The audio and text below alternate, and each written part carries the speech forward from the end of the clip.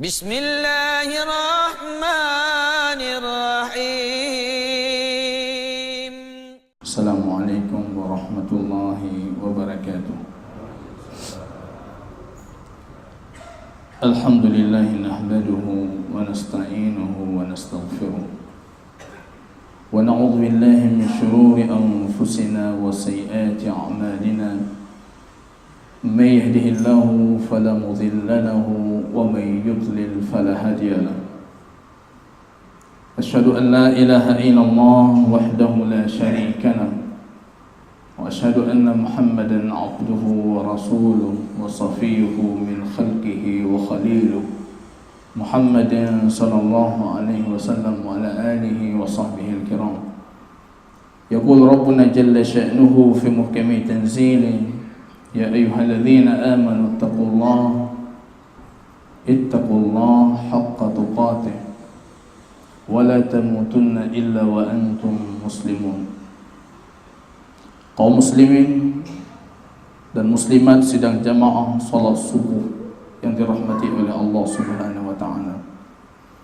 Pujian dan syukur kita tiada hentinya kita panjatkan kehadirat Allah Subhanahu wa taala. Allah di pagi penuh keberkahan ini kembali memberikan kita taufik, memberikan kita inayah, memberikan kita istita'ah, kemampuan sehingga kita bisa menunaikan satu faridah Allah salat subuh secara berjamaah. May yuridillahu bihi khairan yufaqihuhu fiddin. Baginda Rasul sallallahu alaihi wasallam mengatakan dalam hadis yang sahih yang kita bacakan tadinya, may yuridillahu bihi khairan yufaqihuhu fiddin. Satu indikator, satu isyarat kalau Allah sedang menginginkan kebaikan untuk hambanya, maka Allah memberikan dia kesempatan bertafaqquh fiddin, kesempatan dia mendalami kembali agamanya.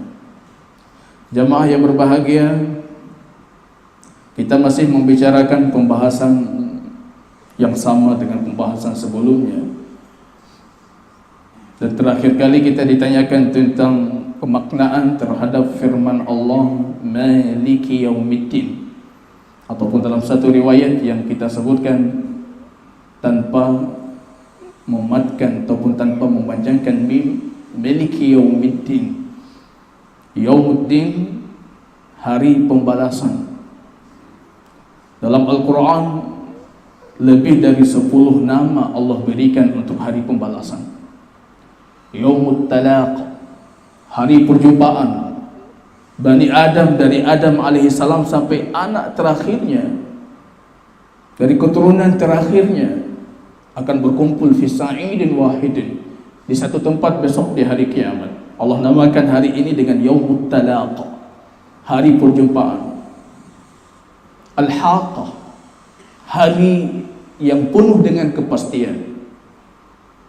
Al-Qari'ah, hari dengan dentuman suara yang sangat keras. Itu semua penamaan, dan kita sudah sepakati sebelumnya, penamaan terhadap hari kiamat itu bukan cuma sebatas nama. Nama penuh dengan sifat yang dikandungi nama terhadap hari akhir. Jamaah rahimani wa rahimakumullah, kenapa Allah sebutkan Maliki Yaumiddin sebelum Iyyaka na'budu?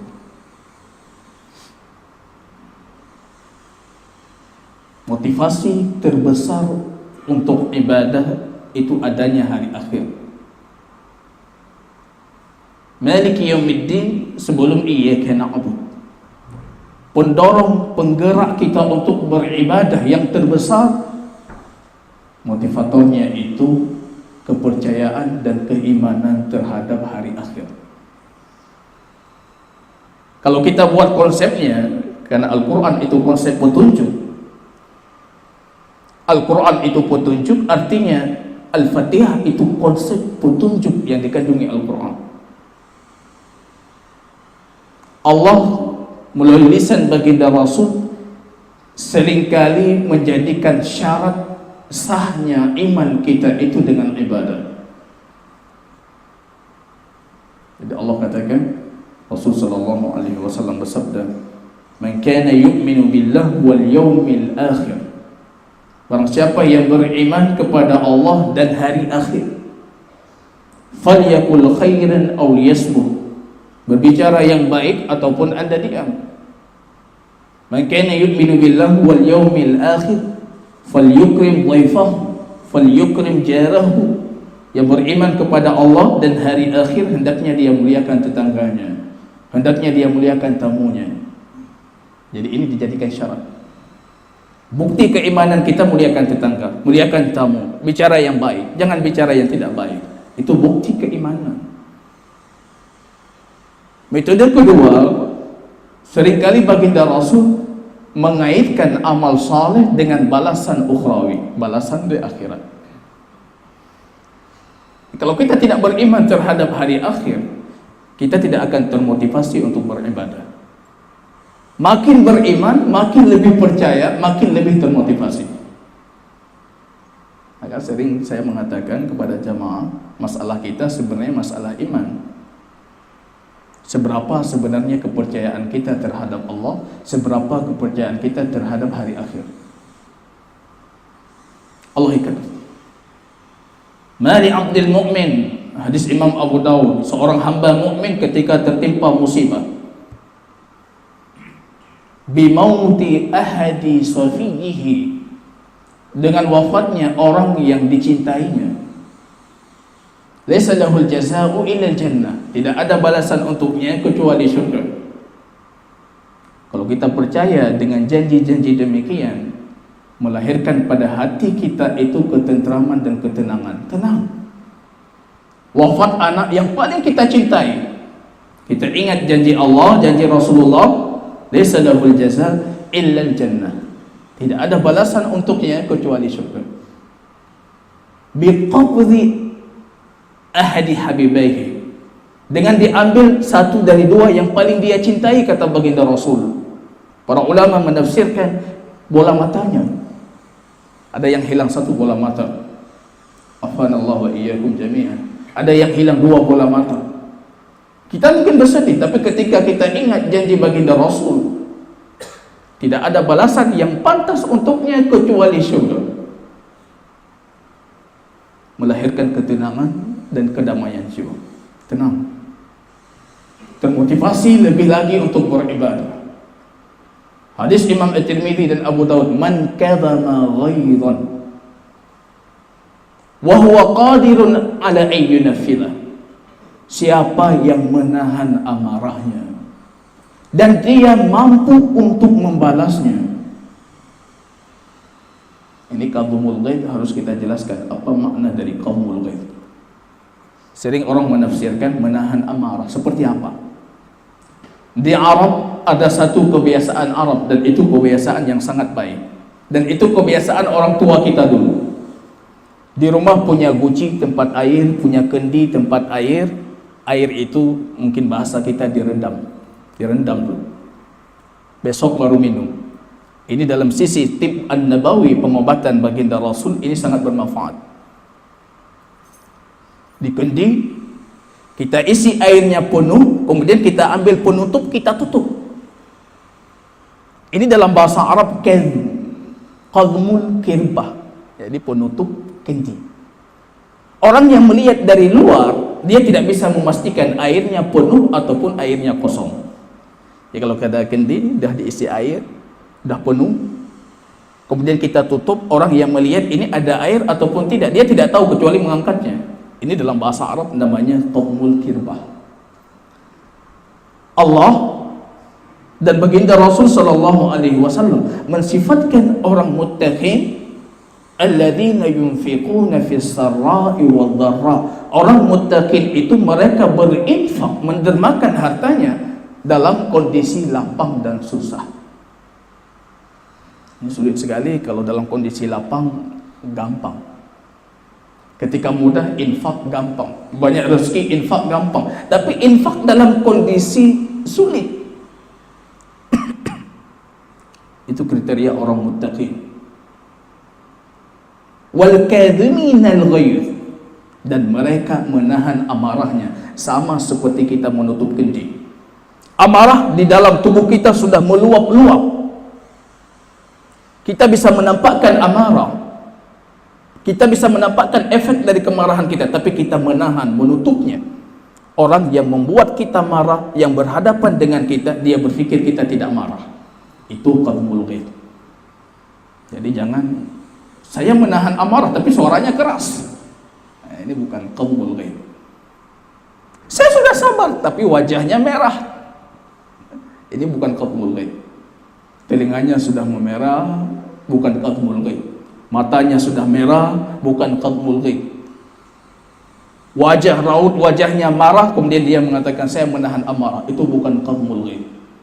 Wal kadhiminal ghaid, man yaqmudhu ghaidhahu, yang menahan amarahnya, wa huwa qadirun ala an yunaffidha, dan dia mampu untuk membalasnya. Apa balasannya? Balasannya kata baginda Rasul, da'ahu Allahu yawmal qiyamah ala ru'usil khalaiq. Allah memanggilnya besok di hari kiamat di hadapan seluruh makhluk Allah. Jadi kalau kita tahan amarah, yang membuat kita marah satu orang, kita sabar, yang tahu kita sabar cuma dia. Tapi besok di hari kiamat Allah nampakkan kita pernah menahan amarah di hadapan seluruh makhluk Allah. Wal yukhayyir minal hurul 'aini man syaa, dan Allah berikan dia pilihan dari hurul 'ain, bidadari yang cantik jelita sesuai dengan apa yang ia inginkan. Ini motivasi. Kalau kita laki-laki tidak termotivasi dengan bidadari, ini yang bahaya. Hurul 'ain masya. Wali ahli jannah zawjain. Hadis Imam Ahmad, kalau sudah masuk syurga sudah dapat 2 pasangan dari bidadari. 2 pasangan. Tapi kalau kita tahan amarah, ditambah lagi pasangan ini bukan yang diberikan, tapi kita pilih. Ini beda diberikan dengan kita pilih. 2 pasti dapat. Kalau tahan amarah, tambah 1 sesuai dengan apa yang kita inginkan. Pilih. Termotivasi. Kalau kita beriman, tidak perlu takut nanti kita lemah, tidak punya kekuatan, karena Allah sudah menjanjikan 100 kekuatan laki-laki biasa. 100 kekuatan laki-laki biasa. Ana ta'u fil jannah, apa kita berjima di surga? Baginda Rasul mengatakan dahman, dahman, dahman. Pasti dan luar biasa, pasti dan luar biasa, pasti dan luar biasa. Wa maqama ahadukum illa ta'udu bikran. Pasangan kita tidak bangun darinya kecuali dia kembali dalam kondisi perawan. Ini motivasi. Yang tertuntut dari kita keimanan terhadap hari akhir, beriman terhadap hari akhir. Maka kita perhatikan dalam Al-Quran, muatan tentang hari akhir itu diisi dengan sangat sempurna kisahnya. Rentetannya sempurna dijelaskan oleh baginda Rasul, tanda kiamat kecil, tanda kiamat besar, nama-nama, julukan-julukan, kondisi orang-orang yang berada di hari akhir seperti apa, itu dijelaskan dalam Al-Quran sangat sempurna. Ini saran saya untuk siapa yang bergerak di bidang pendidikan, jangan pernah melupakan modul hari akhir. Jangan pernah melupakan modul hari akhir. Anda mau mendidik akidah, akhlak, tapi porsi hari akhir itu sedikit, tidak akan pernah merubah karakter anak didik itu. Saya pernah ditanyakan salah satu pejabat di dinas pendidikan, ini gimana caranya Ustaz supaya kita mau membentuk karakter Islami untuk siswa-siswi Aceh. Siswa-siswi Aceh baru berubah kalau mereka betul-betul beriman terhadap hari akhir. Buat modul khusus. Jangan cuma sebatas punya pelajaran akidah, akhlak. Kalau kita punya pendidikan yang sifatnya lembaga swasta, tambah modul hari akhir. Umar mengatakan, laulal iman biyaumil akhir, kalau bukan karena keimanan terhadap hari akhir, la ra'aitan nas ala ghairi ma tara, kalian akan perhatikan manusia itu bukan kondisinya seperti ini. Jadi kita lihat kalau kondisinya seperti zaman Umar ibn Khattab, para sahabat, itu sebenarnya kata Umar efek dari keimanan terhadap hari akhir. Efek dari keimanan. Makin kurang keimanan kita terhadap hari akhir, umat makin banyak perubahan, makin banyak berubah. Hari ini makin jauh berubah karena kita makin sangat jauh keimanan kita terhadap hari akhir. Dulu para sahabat cukup dikatakan Allah, mereka berhenti. Mereka diam. Cukup dibacakan ayat Al-Quran, Umar itu langsung tidak bergerak dari tempatnya. Yang tadi dalam kondisi sangat marah sekali. Dibacakan satu ayat, beliau terdiam. Ini efek keimanan terhadap hari akhir. Maka Allah kaitkan, Maliki Yaumiddin, kalian jangan pernah berputus asa, kalian jangan pernah susah, kalian jangan pernah merasa sedih dan terzalimi, karena besok ada hari akhir, tempat semua pembalasan itu dilakukan. Keadilan Allah tegakkan. Maka di sini terpancing, termotivasi kita untuk menyempurnakan iyyaka na'budu, menyempurnakan ibadah. Iyyaka na'budu, ini penjelasan kita di pertemuan yang sebelumnya. Hanya Engkau yang kami sembah. Kami, sebagian para ulama mengatakan kami itu artinya dari ujung rambutku sampai ujung kaki. Itu kami, anggota tubuhku, semuanya harus beribadah kepada Allah. Jadi kalau kita lihat tadi ketika kita salat, dari ujung kepala sampai ujung kaki sujud kepada Allah. Baginda Rasul mengatakan sujud itu dilakukan ala sab'ati a'dha'in, di atas 7 tulang. Dahinya, dan beliau menunjuk ke hidungnya, artinya hidung masuk ke dalam dahi. Ini kalau ada orang yang dari latar belakangnya medis, ilmu kesehatan, coba diperhatikan apa tulang hidung ini nyambung tidak dengan tulang dahi. Karena Rasul menunjukkan ke tulang hidungnya.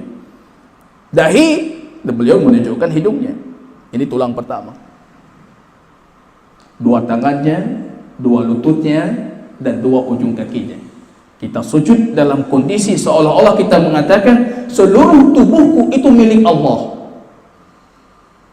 Jangan keluar dari salat kepala ini melawan perintah Allah, akal ini melawan perintah Allah. Kita kedepankan logika ini dibandingkan ayat Allah. Padahal ketika kita sujud, kita sudah mengatakan, mengikrarkan kalau seluruh tubuh ini milik Allah. Sempurna. Saya ada menulis satu tulisan tentang kesempurnaan praktek ibadah salat. Sempurna. Salat itu sudah sempurna, jangan kita ubah lagi. Baginda Rasul marah kalau ada yang rukuk dia membaca Al-Quran. Ini jangan kita berpikir dengan logika kita. Rukuk kita panjangkan sedikit, kita baca Al-Quran. Haram. Semua ada tempatnya, semua ada porsinya, semua ada posisinya. Quran layak ketika Anda berdiri baca Quran. Ketika rukuk itu bentuk perendahan diri, tidak layak dengan Al-Quran yang tinggi. Jangan baca Quran. Sujud jangan baca Quran, kata baginda Rasul. Tidak sah salat kita baca Quran dalam kondisi sujud. Ini kita ingatkan para imam. Ada imam yang sedang berfikir tentang apa dibacakan di rakaat kedua, ketika sujud coba dia hadirkan, batal salat. Jangan. Al-Quran sudah mengatur sangat detailnya ibadah. Ini ketika ini ketika ini. Jangan kita gunakan logika ini lebih pantas di sini, kita ganti. Haram. Bahkan bisa membatalkan salat. Maka jamaah rahimani wa rahimakumullah, ayat yang menyimpulkan ibadah secara sempurna itu ayat yang paling sering kita dengar dan kita bacakan. Qul inna salati wa nusuki wa mahyaya wa mamati lillahi rabbil alamin. Katakan, salatku, nusukku, sembelihanku, udhiyahku. Ada yang mengatakan nusuk hajiku, manasik hajiku, wa mahyaya, hidupku, wa mamati, dan matiku lillahi rabbil alamin. Itu ibadah totalitas. Ini alasan kita diciptakan, totalitas, jangan setengah-setengah. Ya, maka konsep Islam dalam beribadah itu totalitas. Semuanya bisa kita jadikan ibadah, semuanya. Wa fi bud'i ahadikum sadaqah. Kalian menggauli istri kalian itu sedekah. Wa luqmah tudkhiluhu fi fami imra'atika sadaqah. Satu suap makanan kita ambil, kita masukkan ke mulut istri kita, itu juga sedekah. Jadi bukan cuma makanan itu kita letakkan di meja makan, istri makan sendiri, kita masukkan ke mulutnya. Jangan mentang-mentang sudah tua, ini sudah jarang romantisnya. Baginda Rasul sallallahu alaihi wasallam sudah berumur dan masih romantis. Tidak masalah kita bapak-bapak, sekali-kali kita masukkan makanan itu ke mulut istri kita, karena itu sedekah, kata baginda Rasul. Itu bisa jadi sedekah. Wa fi bud'i ahadikum sedekah. Para sahabat kaget. Kita menggauli istri juga sedekah, sedekah, ibadah. Kaidahnya sederhana, kata baginda Rasul, sesuatu kalau kalian letakkan di tempat yang haram kalian berdosa, letakkan di yang halal kalian berpahala, dan itu ibadah. Kaidahnya sangat sederhana. Mencari rezeki yang haram berdosa, mencari rezeki yang halal juga ibadah dan berpahala. Menuntut ilmu yang haram berdosa, menuntut ilmu yang bermanfaat juga ibadah dan berpahala. Kaidahnya sederhana, tinggal dibalik saja. Kalau buat yang haram berdosa, buat yang halal berpahala. Itu kaidah baginda Rasul tentang ibadah. Jadi kita lihat keluar pagi, pulang sore, dan kita sering mengeluh dengan aktivitas kerja kita. Kita lupa kalau sedang melakukan aktivitas ibadah yang luar biasa besarnya. Ibu-ibu di rumah yang sibuk dengan masakannya, sibuk dengan dapurnya, dia lupa kalau dia sedang melakukan satu ibadah yang sangat besar. Pembahasannya jamaah rahimani wa rahimakumullah, kita perlu betul-betul mengerti apa itu hakikat dari ibadah. Na'bud. Ibadah itu ismun jami'. Satu nama, satu istilah yang mencakup semua hal yang diridai oleh Allah. Yang penting Allah ridha, itu ibadah.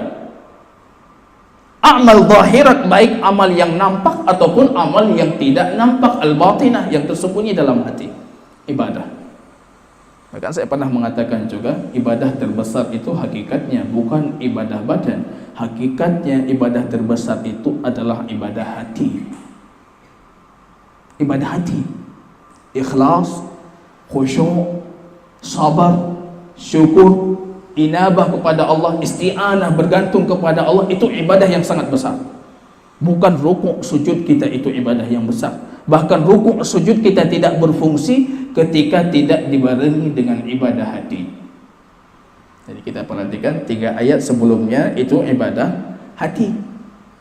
Rabbul Alamin, kecintaan, Ar-Rahmanir Rahim, harapan, Ar-Raja, Maliki Yaumiddin, Al-Khauf, ketakutan, baru muncul Iyyaka na'bud. Karena tanpa yang 3 tadi, Iyyaka na'bud ini tidak berfungsi dan tidak berarti. Ini tanpa tadi nggak boleh. Harus ada unsur cinta kepada Allah, harap kepada Allah, takut kepada Allah, baru Iyyaka na'bud. Hanya Engkau yang kami sembah. Maka butuh kami itu jamaah, butuh kami yang seperti ini. Kita berkumpul, mengkaji, saling menasihati, kemudian kita mengamalkan. Kami butuh mencari dan bersabar dengan orang-orang saleh. Cari, sabar. Karena ketika dapat orang saleh, pasti muncul hal-hal yang tidak kita sukai. Butuh kesabaran. Cari, sabar. Itu solusinya. Kalau tidak, tidak akan selamat keislaman dan keimanan kita tanpa suhbatus salihah. Ada yang mengatakan, Ustaz, saya bisa bergaul dengan mereka, tidak ada masalah, saya tidak terpengaruh. Rasulullah membuat satu kunci. Anda betah duduk dengan mereka, itu satu bukti ada bibit-bibit keburukan dalam hati kita. Kalau tidak, kita tidak betah dengan mereka. Ini kuncinya.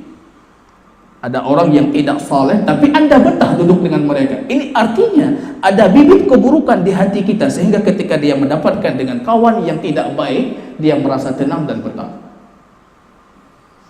Cari suhbah salihah yang mengingatkan kita kepada Allah. Cari majlis zikir, cari majlis ilmunya. Karena yang menghadiri majlis ilmu tentunya orang yang punya bibit-bibit kesalehan. Al-arwah junud mujannadah. Baginda Rasul mengatakan ruh-ruh itu tentara Allah yang sudah terlatih. Idza ta'arafa talaf wa idza tanakara ikhtalaf. Kalau dua ruh ini saling mengenal, dia akan saling merasa nyaman dan betah. Kalau dua ruh ini tidak saling mengenal, saling mengingkari. Tidak saling mengenal, saling mengingkari. Artinya kalau ada orang saleh, kita kenal orang salehnya dan kita dekat dengannya dan kita tenang dengannya. Ini artinya pada diri kita itu ada bibit-bibit kesalehan. Ada orang yang tidak saleh, taleh. Taleh itu kelawanan dari saleh. Taleh. Kita tenang dengannya dan kita nyaman duduk dengannya. Ini artinya ada bibit-bibit ketidakbaikan pada diri kita. Ini arwah junud mujannadah. Tentara Allah sudah Allah latih. Jadi kita tidak perlu mencari lagi. Ruh itu langsung mencari kawannya. Ini ruh saleh, ruh fulan saleh, dia akan nyaman. Nyaman dengan majlis ilmu. Karena ini tempat berkumpulnya al-arwah, ruh-ruh orang saleh. Insyaallah. Duduk nyaman. Ada yang duduk tidak nyaman karena ini bukan komunitasnya. Ini ada bibit-bibit ketidakbaikan pada dirinya. Suatu ketika Imam Asy-Sya'bi melihat seekor burung hama merpati yang terbang berbarengan dengan burung buma, burung hantu. Aneh. Merpati itu simbol kedamaian. Orang kalau buat kedamaian cari merpati lepas ke awan. Merpati, kedamaian. Burung hantu simbol kengerian. Ini kalau takut-takut burung hantu. Nakuti anak dengan burung hantu. Tiba-tiba beliau melihat ada burung hantu terbang dengan burung merpati. Terbang berdua. Cari makan berdua. Cari minum berdua. Beliau mengatakan pada dirinya, bagaimana bisa? Baginda Rasul mengatakan ruh itu tentara Allah yang terlatih. Tapi ini dua yang berbeda tapi nyaman saja. Beliau kejar dan cari, ngintip di belakangnya apa yang dilakukan. Rupanya ketika turun ke tanah, yang merpatinya berkaki satu pincang, yang burung hantunya juga berkaki satu pincang. Ada kesamaan. Beliau mengatakan sadaqah Rasul sallallahu alaihi wasallam. Benar baginda Rasul ketika mengatakan ruh itu tentara Allah yang terlatih. Kalau ada kesamaan pasti nyaman. Kalau tidak ada kesamaan tidak nyaman. Naik bus, tidak ada seorang pun yang kita kenal kita merasa tidak nyaman. Tiba-tiba di samping kita orang dari kampung kita, Mesara Agung, kita nyaman. Ada persamaan. Begitu juga dengan kesalehan dan tidak salehnya kita. Jadi kalau mau mengukur diri saya saleh ataupun tidak, cari tungku-tungku yang saleh, coba duduk bicara dengan beliau, ngobrol dengan beliau, nyaman tidak? Tidak nyaman, pertanyakan kesalehan kita ataupun pertanyakan kesalehan tungku. Nah, kita sudah saleh ini, barangkali tungkunya yang tidak saleh. Begitu juga sebaliknya. Itu pentingnya na'bud, beribadah. Jangan sendiri, berjamaah. Wasbir nafsaka ma'al ladzina yad'una rabbahum bil ghudwi wal 'ashyi. Bersabarlah dirimu bersama orang-orang yang menyebut Allah, memuji Allah di waktu pagi dan petang. Kalau sendiri kita tidak sanggup. Syaitan itu mencari mangsanya dari kambing yang tersesat dari kawanan. Wa innama ta'kulu dhi'bu al-ghanamu sya'ida. Serigala itu memakan kambing yang tersesat. Syaitan juga demikian. Kalau sudah tersesat itu diterkam. Maka cari ke sini kita pergi. Majlis ilmu, cari majlis ilmu. Bentuk majlis ilmu. Saling tawasau bil haq wa tawasau bis sabr. Ini na'bud. Ini tidak cukup kata Al-Quran wa iyyaka nasta'in. Ada yang beribadah tapi dia hulu dalam ibadahnya dan dia berfikir ibadah itu hadir dari dirinya. Iyyaka nasta'in. hanya Engkau tempat kami memohon pertolongan. Isti'anah. Jadi jangan kita berpikir jamaah kita hadir pagi ini karena kuasa kita. Betul karena ikhtiar kita. Tapi ini sudah lama Allah takdirkan. 50.000 tahun sebelum Allah ciptakan langit dan bumi, semua pentakdiran kita itu sudah sempurna. Allah ciptakan al-qalam dalam hadis Imam Bukhari. Allah ciptakan pena. Kemudian Allah katakan uktub, tulislah. Pena itu bertanya, al-qalam bertanya kepada Allah, wa madza aktub, apa yang aku tulis? Tulis semua takdir khalaiq ila an taquma as-sa'a, sampai terjadinya kiamat. Itu mendetail. Yamhullahu ma yasha wa yusbit wa indahu ummul kitab. Ada takdir yang Allah hapus, ada takdir Allah tetapkan. Itu takdir dalam buku catatan malaikat. Jadi kalau buku catatan malaikat ketika kita masih berumur dini, dalam rahim kita masih dini, itu datang malaikat mau nulis takdir, dan buku pentakdiran malaikat itu bisa dihapus, bisa ditetapkan oleh Allah. Tapi indahu ummul kitab, al-lauh al-mahfud, itu tidak mungkin terhapus dan pasti. Ini jamaah rahimani wa rahimakumullah. Maka baginda Rasul sallallahu alaihi wasallam mengatakan, ma minkum min ahadin illa qad kutibat maq'aduhu minal jannati aw minan nar. Tidak ada seorang pun dari kalian kecuali posisi kalian di surga dan di neraka itu sudah pasti. Sudah pasti. Kemana kita akan berlabuh itu sudah pasti. Para sahabat bertanya, wa fimal amal? Kalau demikian baginda Rasul, kenapa kita harus bekerja? Kenapa kita harus beribadah? Kenapa kita tidak bertawakal terhadap takdir yang sudah Allah tetapkan? Baginda Rasul mengatakan, fa kullu muyassarin lima khuliqa lahu.